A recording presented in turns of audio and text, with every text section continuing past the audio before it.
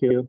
Okay, thank you, Betty. Thanks for the introduction. So, good afternoon, everyone. Welcome to our Afternoon. online panel discussions on navigating regulation and cultural differences in Southeast Asia. Some of you might actually aware, my name is Crystal, and I'm a business analyst at Blackstone Consulting. So before we dive into our discussions, I'd like to take a moment to express our gratitude to our sponsors, StartStorm.Asia, HRPower.Asia, and Job Majestic. So their support has been instrumental in making this event possible. We greatly appreciate their commitment to fostering innovations and knowledge sharings in the business community. So please feel free to explore their website and connect with them. Right. So now let's turn into our topic at hand, navigating regulations and cultural differences in Southeast Asia market. It can be a daunting task to any organization.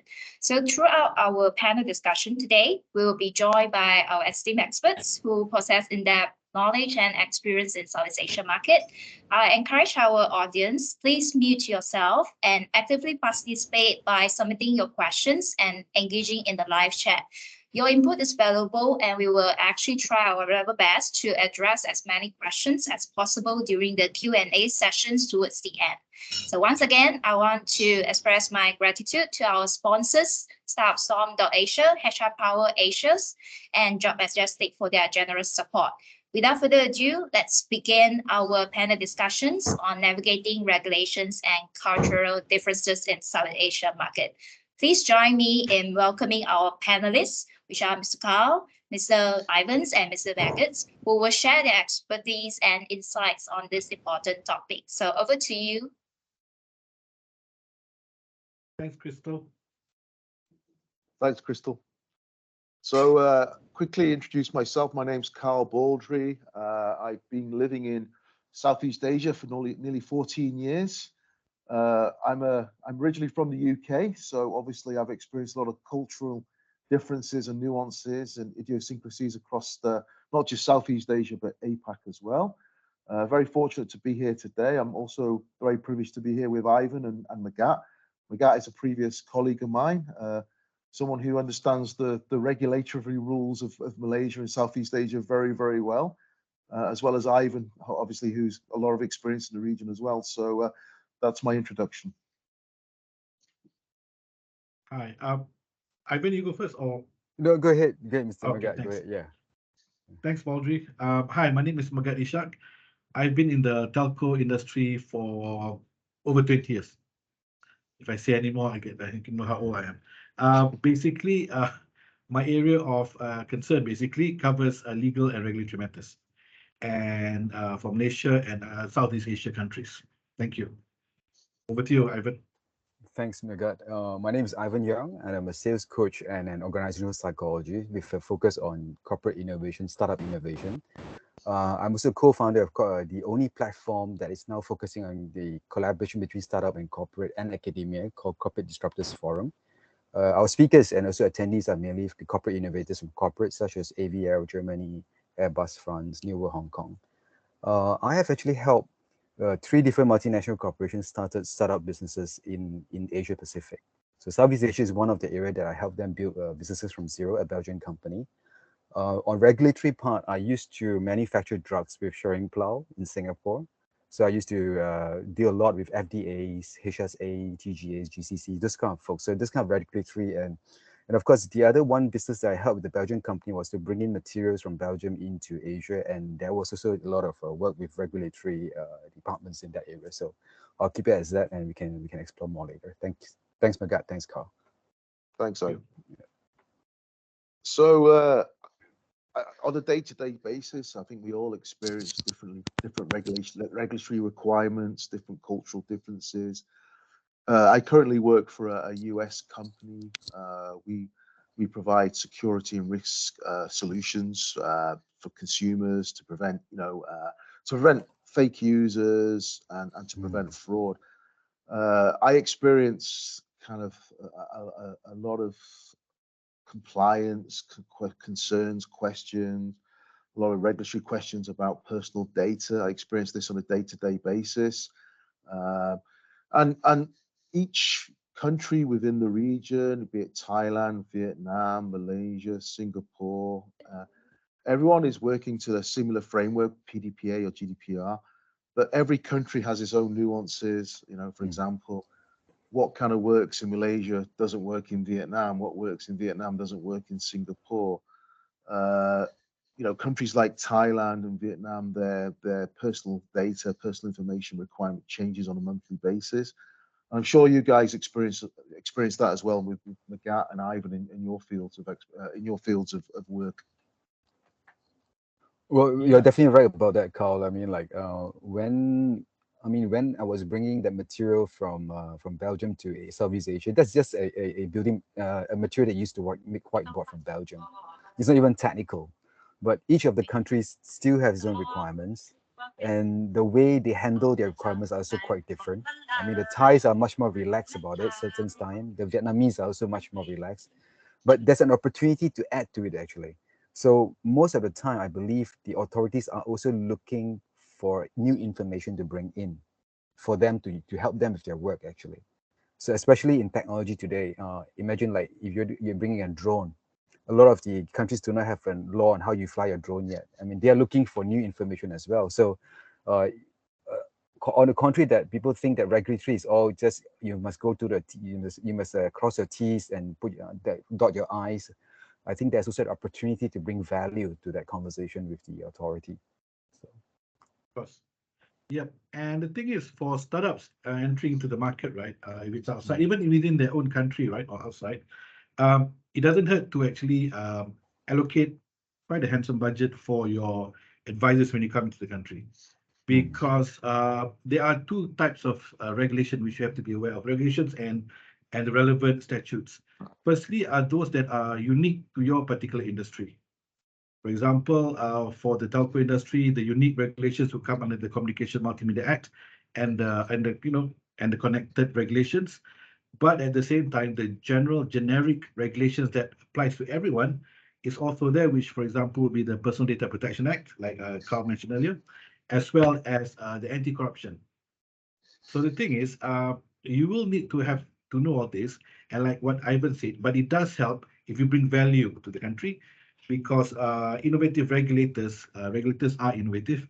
They would like to learn more so that they can create laws concerning it. You know what covers it, especially in a country, also in an area, an industry where the technology keeps shifting shapes, shifting sizes. The usage of it is different because, for example, back in 1998, Malaysia was the first one to consider having a converged industry where the convergence of technology was never even considered, which is why Malaysia's, since the 50s, I mean, starting from 98 and beyond, our licensing scheme for telecommunication services were very, you can say, vertical. That means you add on the activities of the particular company as opposed to just saying that you are a telco licensee, you are a broadcaster licensee. It's basically putting together components of activities, and these are things that, back then, the regulator had already seen it. So having said that, despite being like, ahead of their time, I want to put it in here right now. Malaysia would need now to relook at the regulations to accommodate, new advances.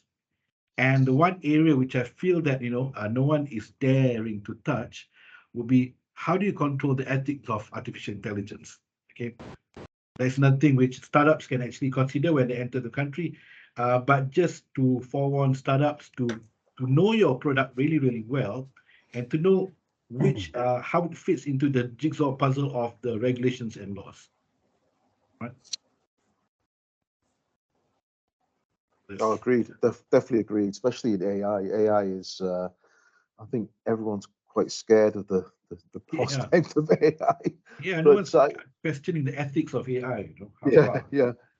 I totally agree with you. It's with regulators needing to adapt. I mean, the industry I work in, kind of the risk, where we need kind of personal data to prevent fraud, is kind of very, very. It's kind of a real kind of red kind of line at the moment where regulators kind of are not sure how to handle it. They obviously have concern about compliance of giving up data. But everything is compliant from a PDPA, GDPR requirement. All companies have to have that compliance to handle data, to do any type of data processing, etc. But it's a real kind of not a red line, say grey line, I should say, really, the perspective of you need data to obviously for machine learning, etc., even AI, etc., to look at kind of ways of preventing fraud or etc. And obtaining data like that is becoming very, very difficult from telcos or from aggregators, etc., because people are concerned, or always concerned about compliance. And, it's kind of putting the cart before the horse, or horse before the cart sometimes, where countries like Indonesia are they're quite prevalent, they're quite proactive in providing data because they want to prevent that. But the countries such as Malaysia, we're still kind of considering it, Thailand considering it, Vietnam. But there's definitely, as Magat said earlier, there's definitely a requirement for regulators such as MCMC, etc., IDA, etc. They need to make those changes somewhere down the line, and they have to, and obviously they have to adopt these technologies because there's a greater good to society at the end of the day, Definitely, Carl. And I think at the end of the day, one of my experiences working with authorities in regulatory, especially when I was manufacturing drugs, I think eventually is it about relationship, and the regulators is not out there to create first you change your mindset. First of all, they're not out there to to stop you or to give you an obstacle for the sake of giving you an obstacle, and that changed the dynamic of the discussion. And then the second thing, when they realize that you're here to actually help them, especially in the new areas like technology, how you handle data, and you're bringing new practices from the West, or you're bringing new practices even from Asia, actually, that you think they're more forefront, and they tend to be much more receptive as well. So I guess do not forget that the regulatory is also out there to, they are also human, and they're also out there to build relationship. And if you can show them that you're in there long term for them, they do open up quite a lot, I would say. And you can I then agree. add I agree value with to that. it. Yeah. Yeah. The conversations I've had, they seem to be quite open. Yeah. Yes. And like yourself, I've been fortunate to bring in a few companies from Europe into Asia as well, and and I think a lot of European companies, I think they find doing business in Asia, especially Southeast Asia, quite easy from a cultural perspective. I think they can adapt quite easy. For example, from such things as setting up a company, the ease of setting up a company in somewhere like Singapore. Very, very simple, very easy to get bank accounts, very easy to kick off business, as opposed to their own countries. But but like anything, there's always some cultural idiosyncrasies to cross along the way. Yes. Yeah, especially in countries with multiple races. Like, I mean, easy example would be Malaysia, right? I think Malaysia has the highest number of holidays, public holidays. And sometimes you want to rush things through. You got to get over the public holidays. You got 3 major public holidays, and you have to know that coming near to the holidays, you don't push the officials. They might not like it because they're out to celebrate. I mean, that's one of the things that startups should be aware of. But the thing is, this is what I've learned from experience. Be friendly with the regulators. Let them know who you are. When they see your face, let them know that you represent which company. That makes a lot of difference. Okay, establish a good relationship. Make it long term. And then it doesn't have to be with any particular officer or officials, as long as the regulator recognizes who you are, and who you represent. And then, because the thing is, if they have any questions regarding your company, instead of just taking the high road and suddenly just issuing out a compound or penalty or anything, they can maybe have a chat with you first. Find out, let them scope a bit, ask you, what actually is going on. Can you explain yourself, and then you are given the opportunity to basically explain your position, which is why startups, I've seen companies where they really minimize the need to get to know the authorities. They feel that it's just like what you guys mentioned earlier, dotting the I's, crossing the T's. It's definitely more than that. It's getting to know how things work. And I just have to add this. Once you set up in a country that you're not familiar with, even in your own country, always post a person to be aware, to be the receiving party that gets all the notifications, whether it's a scheduled regulatory submission or unscheduled. Because sometimes out of the blue, suddenly you're facing you receive a registered letter saying that you've actually crossed the boundaries in certain areas. And then you have to backpedal, and then you're going to panic and say what's going on, blah blah blah. So it's always better to get somebody in the mix, because not only do you mix around with the regulators, but you also mix around with your industry colleagues. And trust me, industry colleagues makes a lot of difference. Sometimes you do not want to engage with the regulators. You can maybe have a chat with your, officially your competitors, but they can also be your industry colleagues. And these guys may be helping you out, and then you will be helping them out, soon to come. So for startups, I would say that just be friendly, just get to know your competitors, get to know who's on the ground. You can never work alone in any country, whether it's your own country or your host country. Yep. Definitely, I mean, hearing Carl and Mulgat reminds me of an incident where, not in Southeast Asia, but in Japan, actually. So I was bringing the material from Belgium to Japan, and then for some reason, the previous guy didn't do a good job. I mean, and there was a relationship communication broke down. And then the industry people, like what Megat said, they actually form like kind of like a standard board that decide on the standard of the materials that they use into the writing boards, etc. And they specs out the Belgian material so we go by thickness, so certain thickness, and they spec out the Belgian thickness. And then the only one left in there is actually the Japanese competitor. So their spec was in the specs, and then they spec out the Belgian one. And the Belgian headquarters wanted to send over. They prepare a letter. They will send a lawyer letter to the WTO to say that the Japanese has actually do a trade block, etc., etc. as well. I had to fly to Belgium to convince them not to send a letter first, and then come back to Japan and then go and meet these people up. And so the approach initially was like it's very hostile, right? They're doing this to spec us out of the market. But then when I go there and meet them, it's like I realized that it's not actually. One of the competitors actually told us that the previous guy has been missing in all those meetings that they have been holding. They never bothered to come. And so I started going for meetings, and then for 5 hours meetings, and sit down there. And at the same time, I offered to buy drinks for the meetings. And it started from there, and then finally they realized that, okay, now, so this Belgian company is serious, it's going to be here for long term. And then we managed to solve the problem without the letter going to WTO. And I'm quite surprised as well, like what Megat said just now, is that actually my competitor was the one that actually gave me the heads up that, look, the previous guy didn't do that, and you would think that competitor won't respect you out, but actually no. In the end, they need us to be there as well, to also bring in certain type of information that they don't have, because the way we produce a product is different, and there's always areas that we can work together rather than compete. So your competitor may not be your worst enemy; they could be your friends sometimes. And definitely, I concur what Megat say. Do talk to your competitor as well, especially when it comes to regulatory work. Yeah.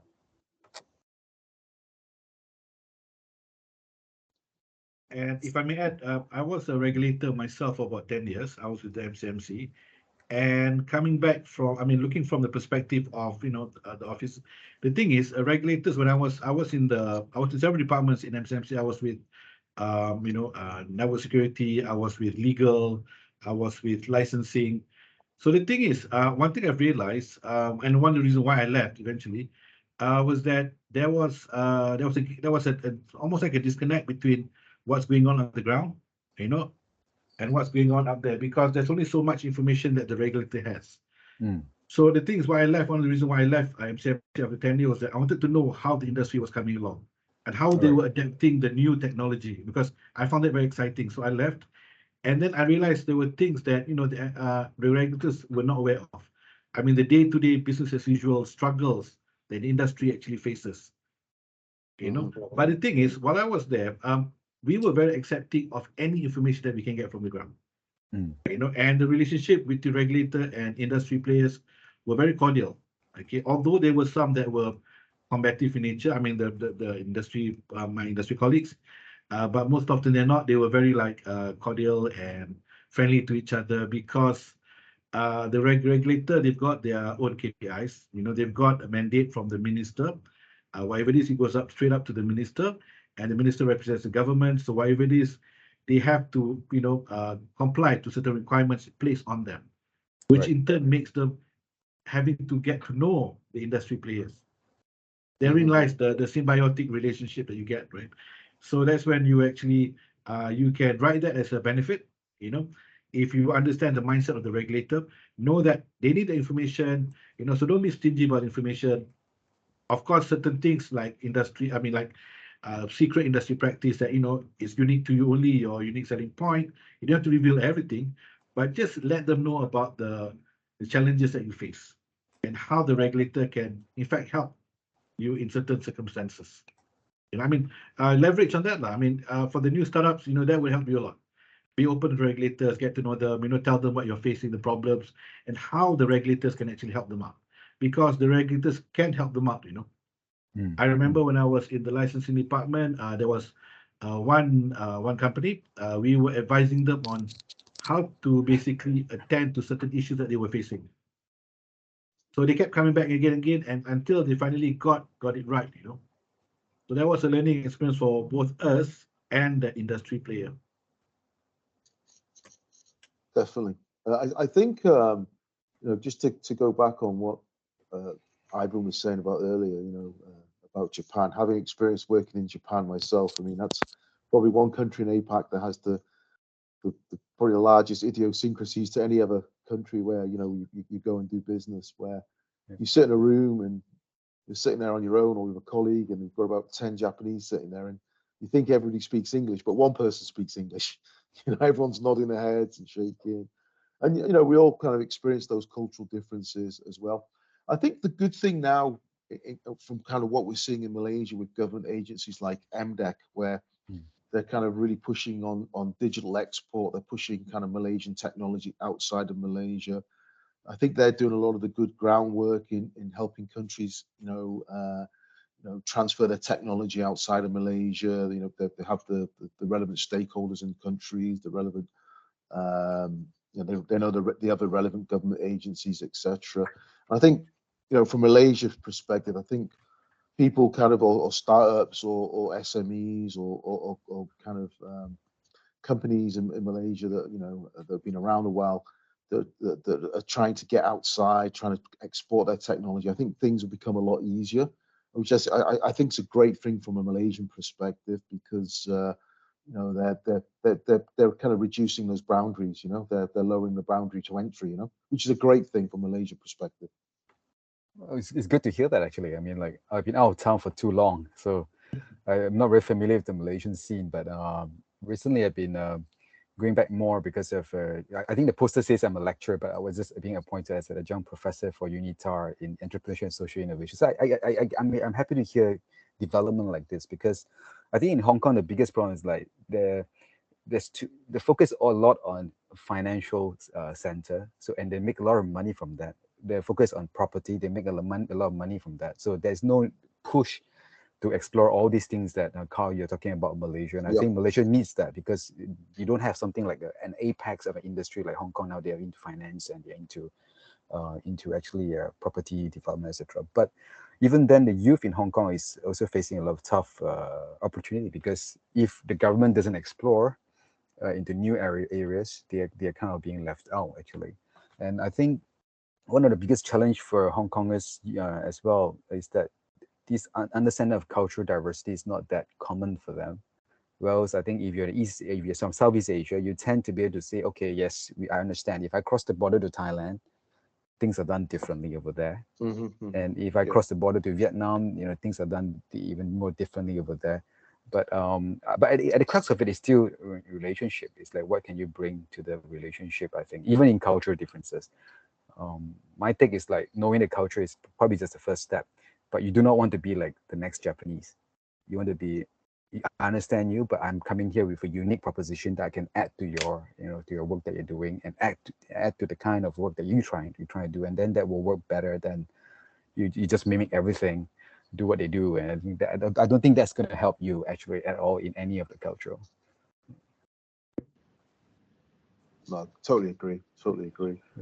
I think being the token white guy in kind of most meetings across sort of Southeast Asia and APAC, from my perspective, being the European guy, you definitely have to understand the culture. You can't have that kind of UK mindset when you're dealing with people like Japanese, or even in Southeast Asia as well. You have to adapt.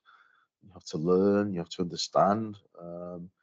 I see so many guys come into the region from Europe, UK, or Australia, and they have this kind of mentality that they know best, and this works, and this is how it should work. And these guys always fail. Believe me, I've seen it so many times in companies like BlackBerry, and when I worked with BlackBerry, Motorola, where else, you have to adapt. I mean, when I worked with Magat in Tune Talk, I was the token white guy there, wasn't I, Magat? It was kind of one and a half of us, wasn't there, as you used to say, So you definitely have to adapt to every culture and idiosyncrasy.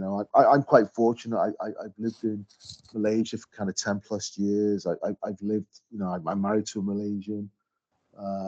So I'm quite fortunate in Malaysia. I think I'm accepted, I'm understood. Whereas I think a great example of kind of the cultural differences here is, for example, in if I go to Singapore and I meet a Singaporean Malay and I'll speak Malay to them, they always answer me in English. If it's a taxi driver or a colleague, always answer in English. If I speak Malay in Malaysia, it'll be half English, half Malay. If I go to Indonesia and I speak Bahasa, always answer back in Bahasa, no matter who the person is. And it's it's the same people, same language basically, but three different cultures. It's very, very, very strange. Yeah.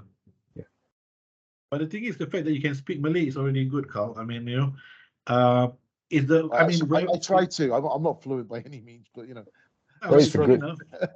it's a good Yeah, start I know actually. people who don't even know how to speak the language at all. I mean, wherever you are, whichever country you land in, I mean, it doesn't hurt, just to pick up the local dialect, the local phrases, whatever, thank you, you're welcome, goodbye, stuff like that. And then there are nuances in any particular country. Like Malaysia, when we bump into each other, we always ask, "Have you eaten?" Yeah. How are you? I mean, other countries say, "How are you?" So Yeah. we ask, "Have you eaten?" So that would be the uniqueness for Malaysians. Other countries might ask other things. So it doesn't hurt to learn those stuff. And at the end of the day, I mean, it benefits you yourself, as not so much as a startup, as a company, but individually. I mean, you are value adding yourself, and I think that's always a good thing. Yeah. You know. That's a great point. When I first started working in Singapore about nearly 14 years ago, I'd come into the office every morning, and then everyone would be saying, the locals would be saying, "Have you taken your breakfast?" This is something you would never ask in the UK. You just say, "Hey, good morning, how's it going?" And to me, I for about 2, 3, why are people asking about my breakfast? I kept asking, I asked my mate, and my mate goes, local Singaporean, it's just a way of saying good morning. It's a different way of saying good morning, And I thought it's the strangest thing for about 2 or 3 weeks. Why are you so interested in my breakfast? It's the interesting thing you guys talk about Malay. I mean, I used to have a debate with my Malay teacher back in school. So I did STPM all the way to Form 6. So I did everything in Malay. And in around Form 4, I had a debate with my Malay teacher. I said Malay is the most, I feel, useless language to ever learn, because for the moment I step off the Malaysian boundaries, I don't need it anymore. And then and because in my world, I learned the literature of Malay, I learned the poetry, I learned the language of the palace, etc., all these things. And then finally I realized now that it's not true. For the past 10 years, I mean, so I used to help a British company build businesses in China as well before the Olympics, 2006, 5, 6, and we go to Beijing, China. So that time, my friends were already asking me, should they send their kids to Chinese schools in Malaysia?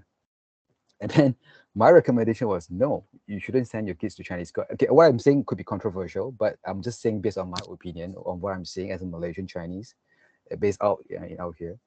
And I tell them in the next 10 years, because when I was going to China, those days, a lot of the directors or the manager positions are actually Singaporean or Malaysian who can speak both Chinese and English. But then I already begin to see how the Chinese are picking up. So I went to this department and everyone has a CD that runs every 1 minute, comes up with an English word. Everybody's learning English. You go to the bookshops, the foreign language section is the most crowded people around. So I saw the Chinese are coming up quite quick actually, and I told them, if you send your son to a Chinese school, they're probably going to speak Chinese and Malay, English and Chinese first, and Malay third. And I'm saying that Chinese, you'll never be as good as the Chinese. They're picking up English very fast.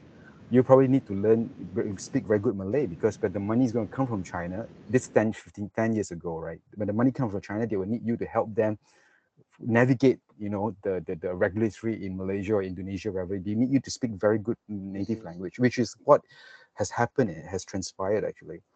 And Malay is actually quite important, because I feel that the biggest market in Southeast Asia is Malay speaking. Indonesia, Malaysia, Brunei. Just by that language alone, like what Carl you mentioned, you've already gone to 3-4 countries, and that's really a big market if you can capture that.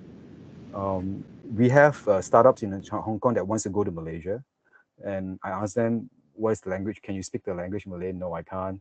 Have you been to Malaysia? I've been there once for holidays.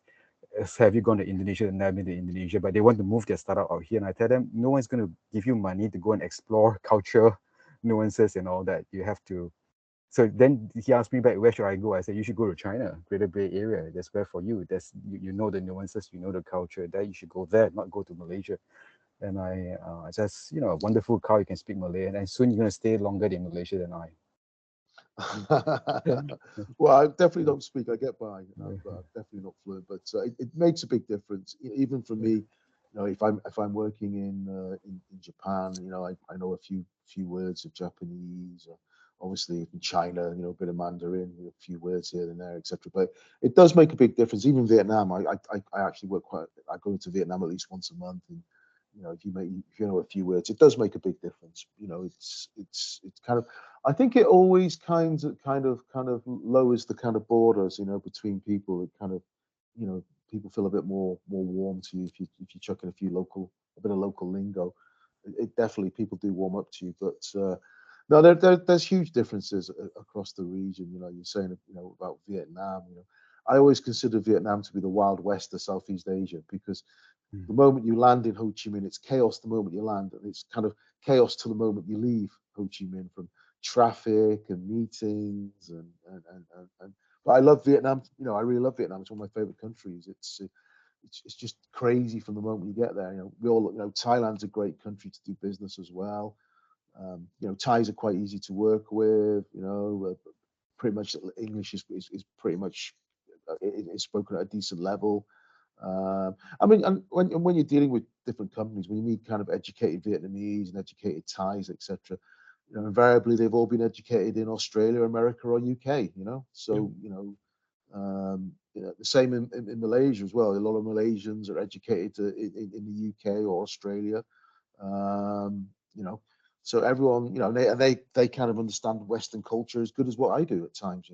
If not better at times, to be honest. I mean, I've got no interest in living in the UK ever again. So I like warm weather. I like nice food. So that's why I live here. Of course, being married to a Malaysian as well makes things a little bit easier. But actually, my wife's Magat Tech staff, so I can't say too many bad things. It might get back to my wife. More than a colleague connection, but no, you're definitely right. You're definitely right in cultural nuances, etc. But as a Malaysian, Magat, what's your perspective as a Malaysian working in Malaysia? It's where I grew up here. Basically, if you want to get to know the people, I would recommend people say that you want to know the personality of a country.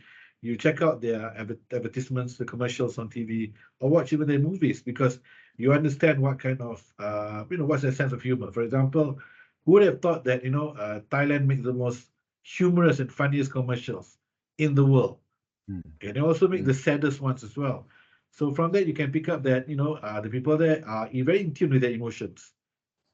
Which means that you can know that you don't have to be very strict or very straightforward or direct. And that kind of information, you can adapt when you deal on serious matters. You know which areas you can actually touch, which areas you cannot. How sensitive are they?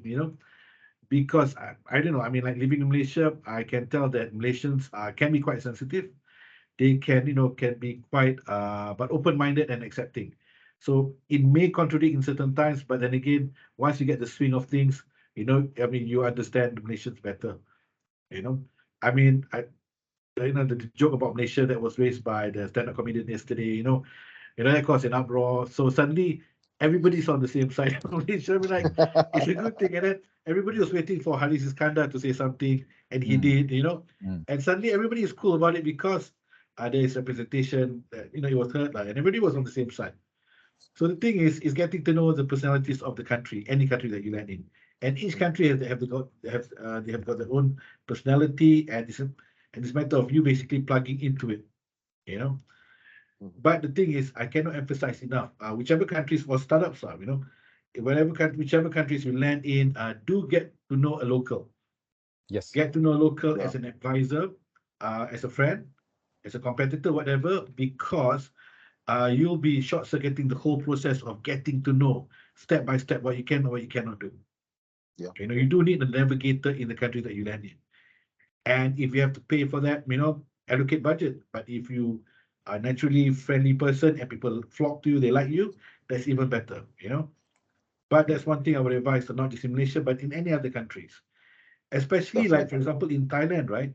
Thailand is a bit challenging because you can't read the English text. So allocate budget for translation, a certified translator. So whichever document before you sign, you've actually seen the document in English, before you sign it, because the documentation will be in Thai language. And unless you are Thai, I wouldn't recommend that you use a Google Translate to understand, but get an official one. So when you report back to your management or to whoever, you can, confidently say, this is what the agreement is all about, Yeah. and this is what the government wants you to do. So there's no two ways about it. Yeah, definitely.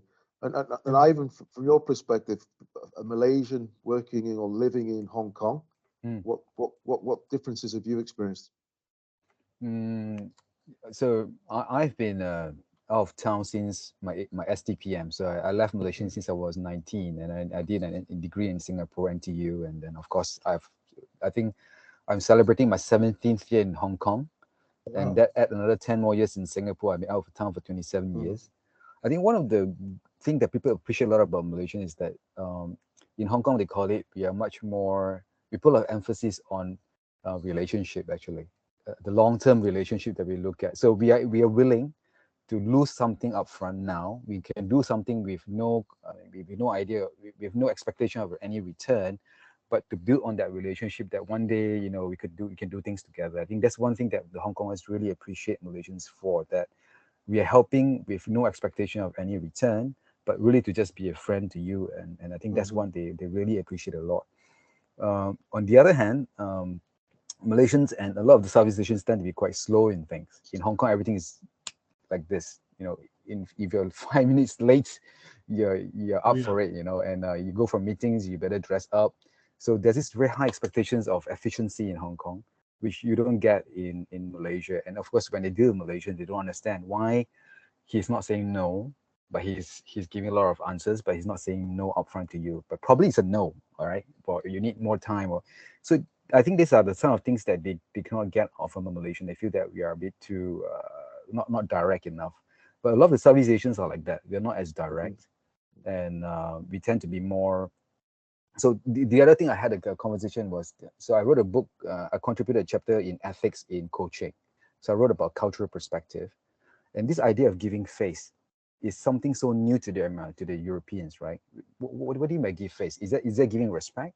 No, giving respect is one thing. It's actually one-to-one individual. I respect that certain individual, and I give him decorum, etc. But giving face is actually the idea of thinking you, let's say Mergat or Carl, your status in the community.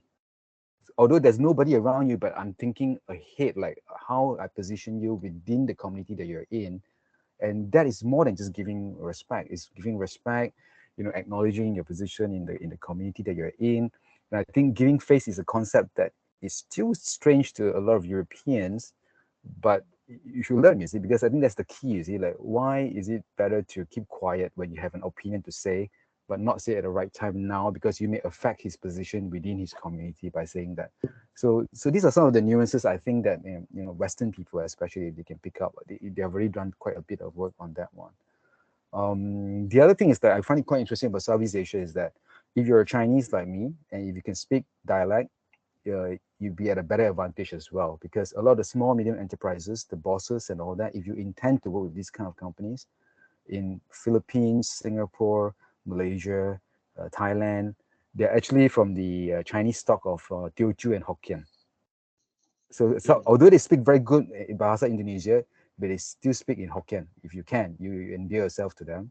In the Philippines as well, they can speak very good Hokkien, undiluted Hokkien. If you can do that, they're also they'll be very, very appreciative of that.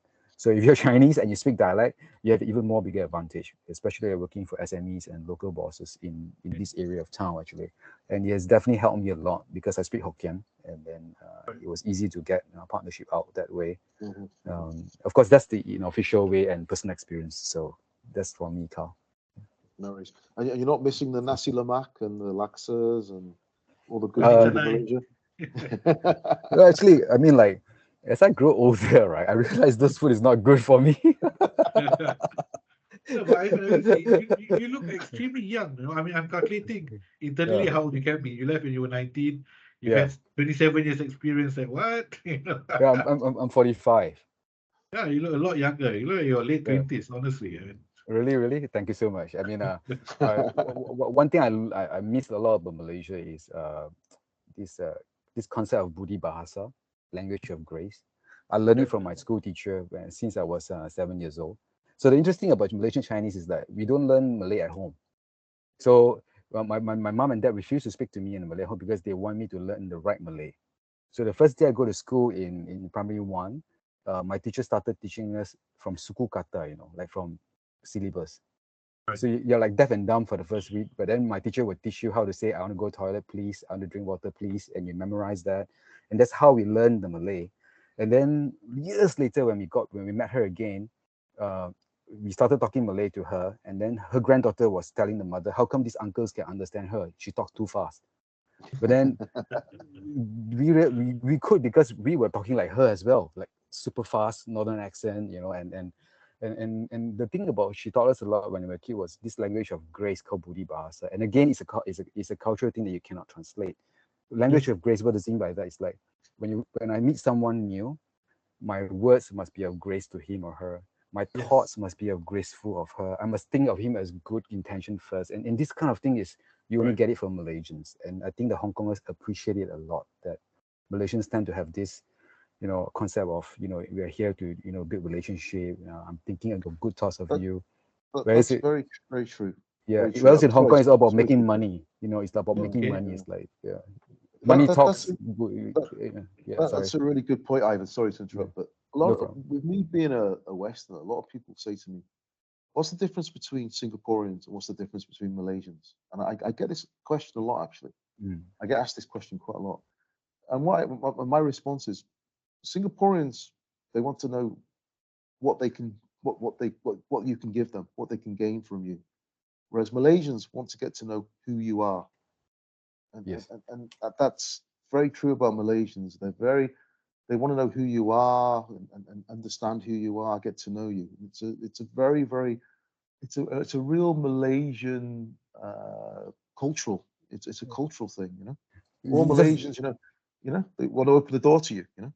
listen, you just remind me of one incident. So we're talking about ChatGPT, right? So my good friend Dr. Cecilia Chan, she's actually a professor at Hong Kong U, and she ran a topic about ChatGPT for education. So invited me to go, and then when I got there, she introduced me to all her researcher, okay, and then who's what they do and all those things. And one of the researcher has been her researcher for 8 years, and so she confidently asked me, "So how long have you known Dr. Cecilia Chan?"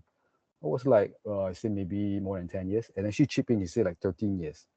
and then they find. So how do you know her in the first place? Oh, I was trying to sell her blackboard about 13 years ago when I first met her, and then so you must have been successful, right? No, I failed because she didn't buy from me. She refused to buy from me, and but yet we are still friends, and I know her when she was with one child, and now she has three children, and they're going to university, and exactly what you mentioned just now was what she mentioned to me, why we could build this long-term relationship, because she feels that Malaysians want to know her better rather than what can we do together. And I think that was the key that she mentioned to me as well. So echoing what you say, Carl.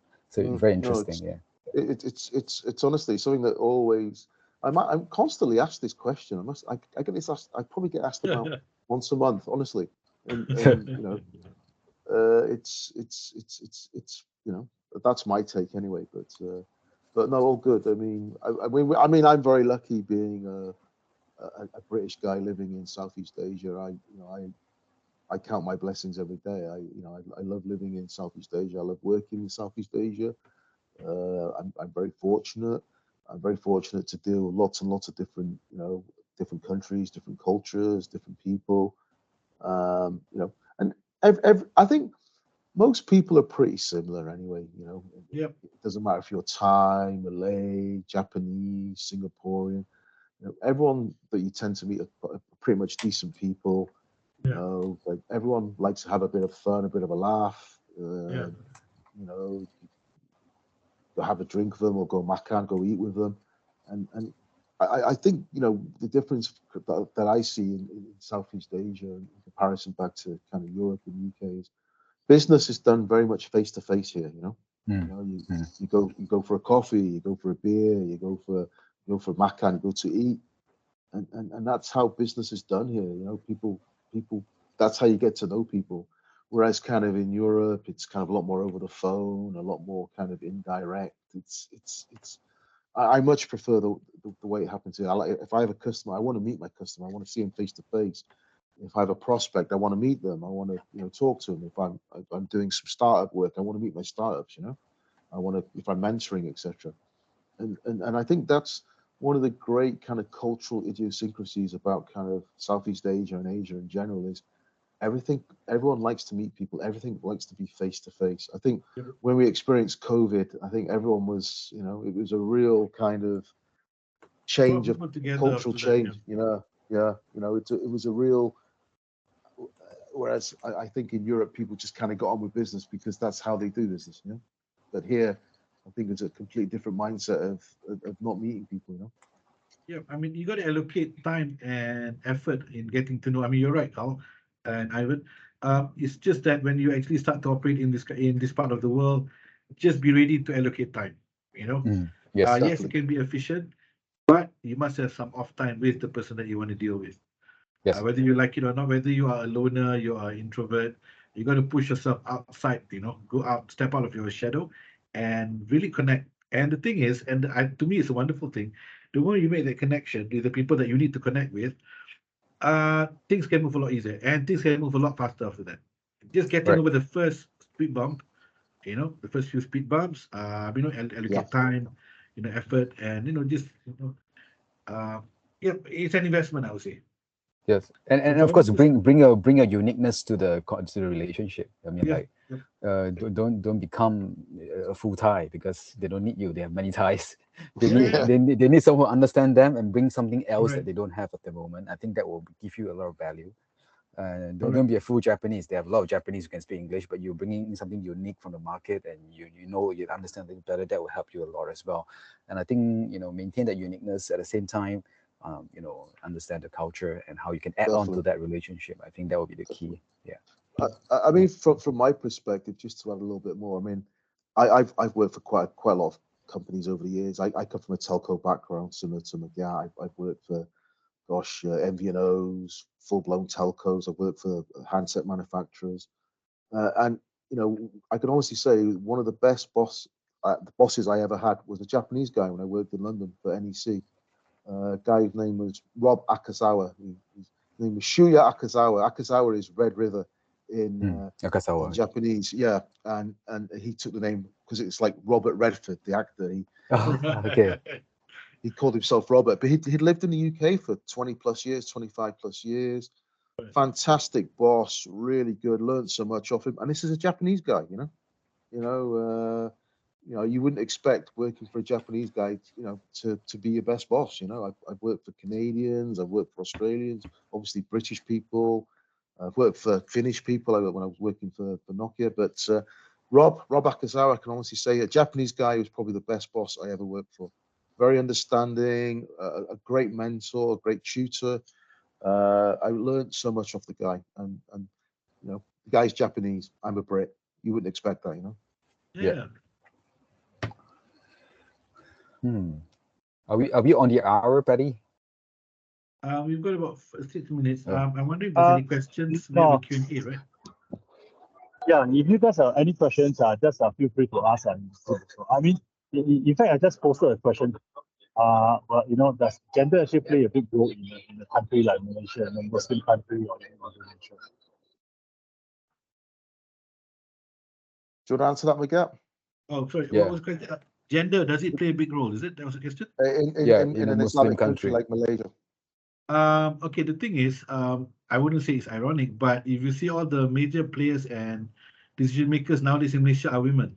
Yes, definitely. And so in that way, gender doesn't play a role. Although, because the setting, if you're dealing with officials, most of them are Malays, Muslims, and there's no requirement for for ladies to actually go out drinking with men. So that removes that kind of delicate situations, or there's always a safe space. So that safe space, that is basically the whole structure, enables a lot of women to basically climb up the ladder. So gender is not an issue, and I would say in my experience, sometimes because I'm dealing with mainly regulatory issues, and males are the minority in the regulatory setup. Majority are females because they are very good at it. So I would say gender is not an issue in Malaysia. Definitely agree with Magat there. I think even culture. I mean, I'm a Muslim myself. I think there's been a big change in Malaysia the last 10, 12 years. You see a lot more females at very senior levels. It doesn't matter if they're Muslim, Christian, or whatever. It's at the person. It's down to the person. You see a lot of very senior Chinese ladies, a lot of senior Indian ladies, a lot of senior Malay ladies. I think Malaysia as a country is quite proactive it's been an Islamic country around having senior ladies it's very, very visible these days. It's a great thing. It's an absolute great thing.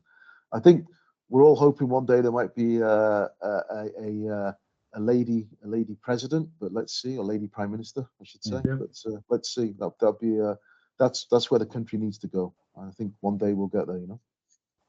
Yeah, and I think it's more organic now. Whether it's male or female, it's organic now. I don't think there's any systemic or structural setup where they put forward the males or put forward the females.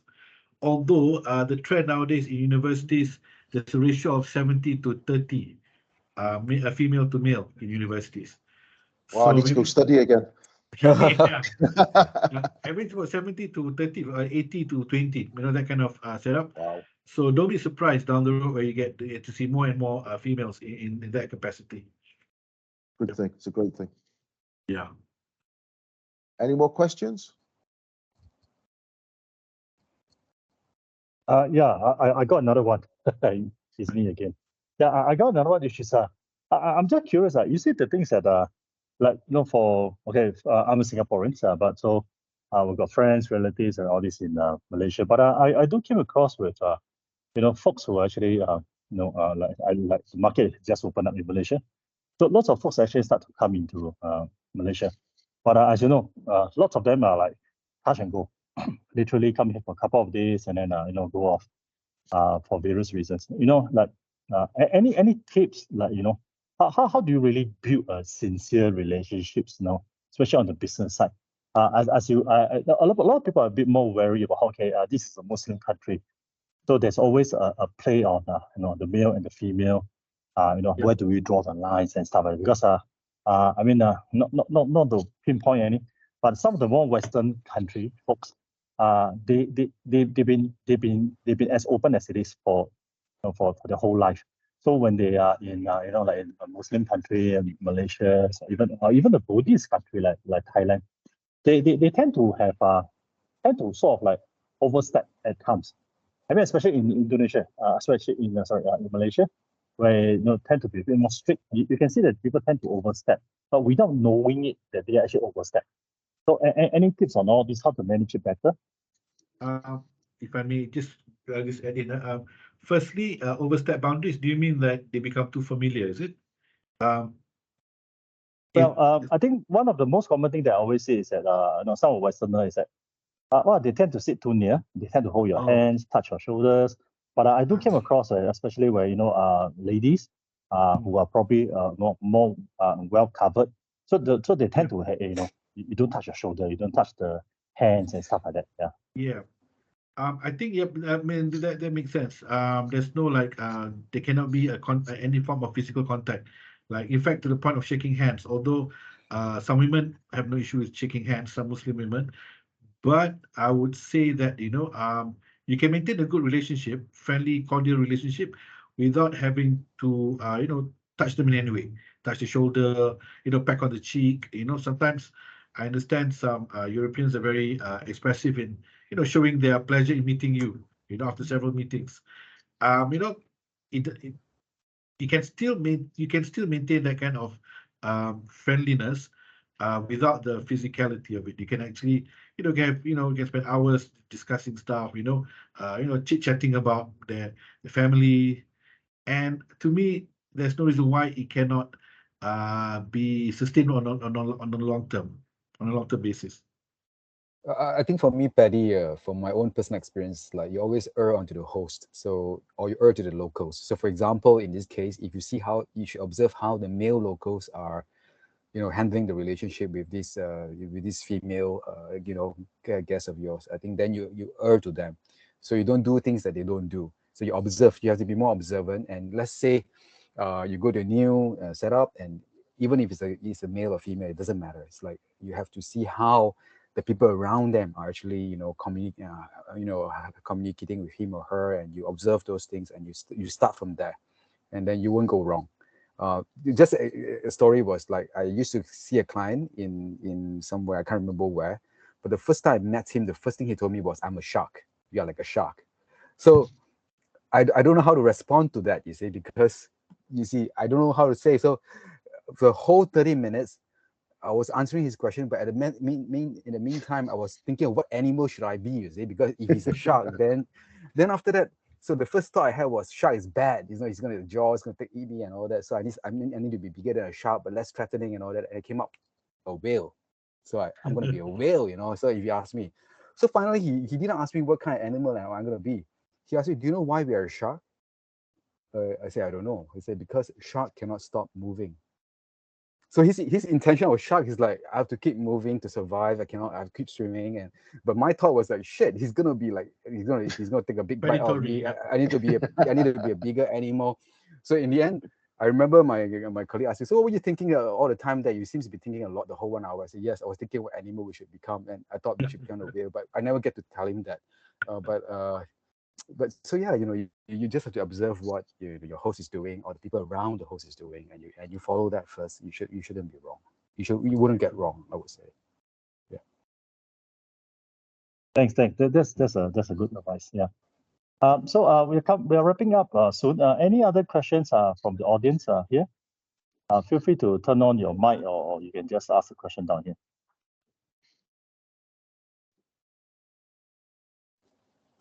Okay. Seems that I'm the only guy. Okay. So anyway, thanks very much for everybody here, especially to the speakers for taking the time here, and also for Crystal to do the introductions. Okay. So from here we shall wrap it up. Thank you very much, guys. Thank you very much, Paddy. Thanks, Paddy. Nice to meet you, Margaret. Thanks, guys. Bye. Pleasure. Thank you.